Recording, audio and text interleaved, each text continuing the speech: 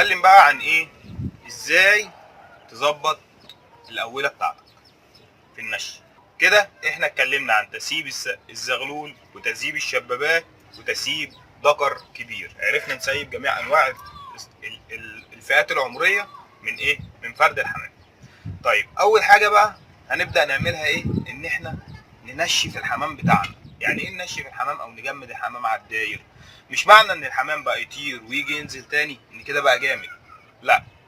بنسيبه الحمام بتاعنا بيلف حوالين الغية عادي، مجرد ما احنا عملنا 30 واحدة 35 واحدة 20 واحدة 50 واحدة بنجمده، بننشف فيه بننشف فيه. ده اللي هو ايه، بنكرش فيه كرشه بسيطه وبنسيبه يدور براحته لحد ما نظبط له وقته ونظبط له ميعاد بيطلع فيه وبينزل ياكل، يطلع تاني يطير مده معينه، واحده واحده واحده واحده. طيب في كل المراحل دي او في كل الوقت دون انا ما بحطش علم على الظهر، ولا برفع شوار، ولا بصفر، ولا بسيخ، ولا بعمل مزيكه حسب الله اللي بتحصل، ولا الكلام ده كله. انا قاعد عادي براقب الحمام بس بيعمل ايه، عشان ما فيش فرد يركن. لو جه الفرد يركن اديله سقفه صحيه، اديله صفاره فوقه من اللي هو هيعمله، ما يركنش يدور تاني مع الحمام ويرجع لي تاني. لازم في الفتره دي ابقى قاعد في الغيه، عشان ما ينفعش اسيب الغيه وانزل، ينزل حدايه، ينزل غراب، ينزل صقر او اي حاجه يطفش لي الحمام. الحمام مش هيبقى لسه واخد على المكان جامد، فممكن يطفش يروح لعند حد جنبك بتاع الكلام اللي احنا عارفينه واللي بالكم فيه ده كله.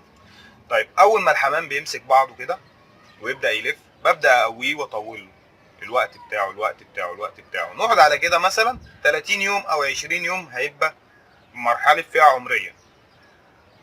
بالنسبه للشبابات هتبقى بترمي الصمه والعديله، دول قلت عليهم قبل كده هنوقفهم على الباب. بعد ما نوقفهم في الباب ويرموا الصمه والعديله هيطلعوا تاني يشمسوا على الظهر ويتهووا اسبوع. بعد ما بيتهووا اسبوع بنبدا نكرش فيهم بقى وندربهم بقى على التمارين تاني ونمرنهم على وقت الطير. هنبدا بقى واحنا بندربهم على وقت الطير نلاحظ فرد بيقدم قدام، فرد بيأخر ورا، فرد عايز ينزل، فرد عايز يطير شويه. الكلام ده كله هبوريه لكم باذن الله في فيديو ايه تاني. بالنسبه للذكوره والحمام كله لما بيمسك دوره كده نبدا بقى احنا نتعامل معاه ان هو خلاص هيبدا ينشف على الغيه او ننشفه على الغيه. نبدا نجريه واحده واحده. اختار الوقت اللي مفيش حد جنبي مطير فيه. المفروض وقت معين بنعمله للحمام عشان يبقى الحمام عارف ان هو هيطلع. في فتره التعليم او في فتره التنشيف انا لا بنشفه الظهر لا بنشفه الصبح، لا الظهر لا الصبح. الاحسن اختار الوقت اللي جنبك ما بيبقاش فيه غاوي مسيب فيه جامد او يرخم عليك عشان ما تخبطش في حد. مش عايزينك تجري بالحمام تخبط في حمام تاني، احنا لسه كل ده بنعلم الحمام بتاعنا. اما بنيجي بقى بعد كده نجري بيه نفضل نلف بنمشيه. اذا كان هو بيمشي هتلاقيه بيمشي في طريقه معينه، دي حاجات او بتتعمل من الحمام نفسه اللي هو حابب يطير، بياخدهم في مجال معين او طريق معين او بيروح ويجي زي ما هو عايز. وفي حمام تاني بيفضل فوق دماغك مش عايز يمشي، دي يبقى احنا لازم نصنع له جرار او جرارين ياخدوهم يمشوه. تمام كده؟ طيب ازاي تصنع جرار؟ هتيجي على فرد ذكي في العشه وغالبا هيكون ذكر رميه او زاجل، تمام، او ذكر كريزلي. دي احلى حاجه يصنع منها جرارات.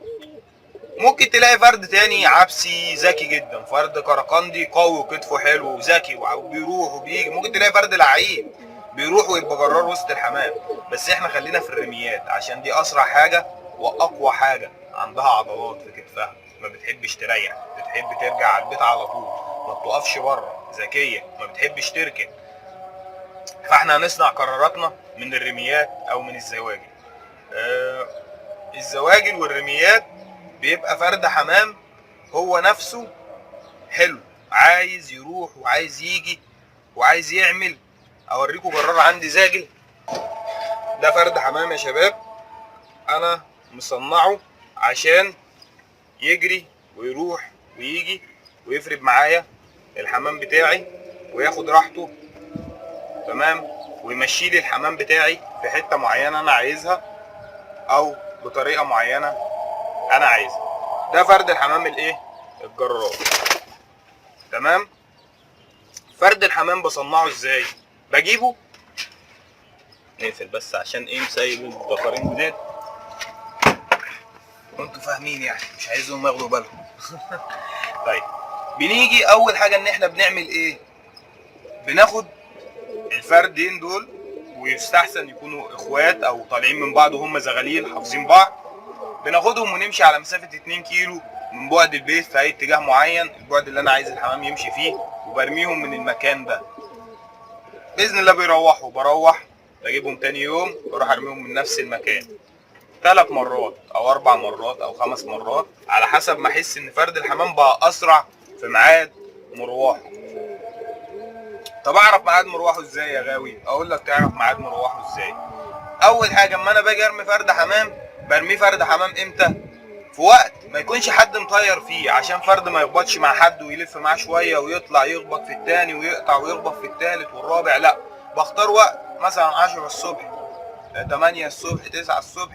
الحاجات دي بيبقى الدنيا الشمس لسه هاديه كده والدنيا هاديه.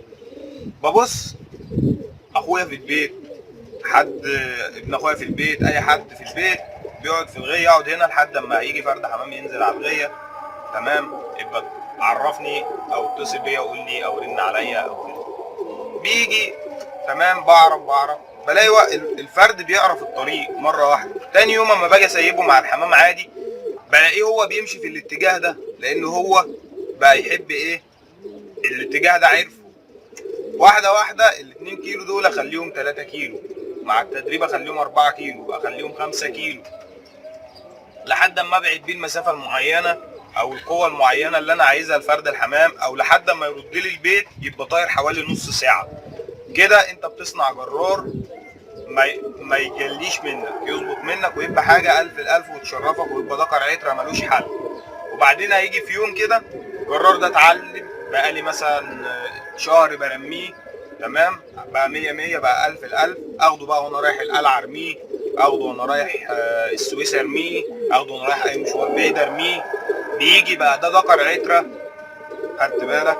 ما بيجليش مني، بيطلع الف الالف، عارف دنيته ايه، عارف طريقه ايه، عارف ايه قصته ايه. بس يستحسن في الجرارات اللي جنب الغيه ما ترميهاش من بعيد قوي، عشان الجرار لما بيترمي من بعيد قوي بيتعود على الطير السريع العدل اللي ما فيهوش دورانات، فما بيمسكش تاني في الحمام بسهوله، عشان ما بينزلش ايه على الظهر، هو عايز يجري، فممكن يسيب الحمامتين ويجري. مع ان الرميات بتحب الحمام، بتحب تطير معاه. بس كان في جرار او جرارين انا كنت بصنعهم وصنعتهم من مسافات بعيده قوي عشان اعمل بيهم هدف معين. لقيتهم بعد كده ما بقوش يلفوا مع الحمام، بيطيروا ويرجعوا تاني على العينين، ينزلوا على العين بتاعه. ما بيلفش فوق الغيه، بيطير يقطع المسافه، يجي ياخد الدورتين ويقوم واقف، هتهشه تاني بيقوم طالع وقاطع مسافه تاني ويجي تاني، ما بيلتزمش مع الحمام. فالاحسن للجرارات بتاعتنا اللي حوالين الغيه نرميها مثلا ما يقرب ل 10 كيلو. الكلام ده سهل، 10 20 كيلو، الكلام ده هو بسيط وسهل باذن الله. دي كده في الجرارات ازاي تصنع جرار.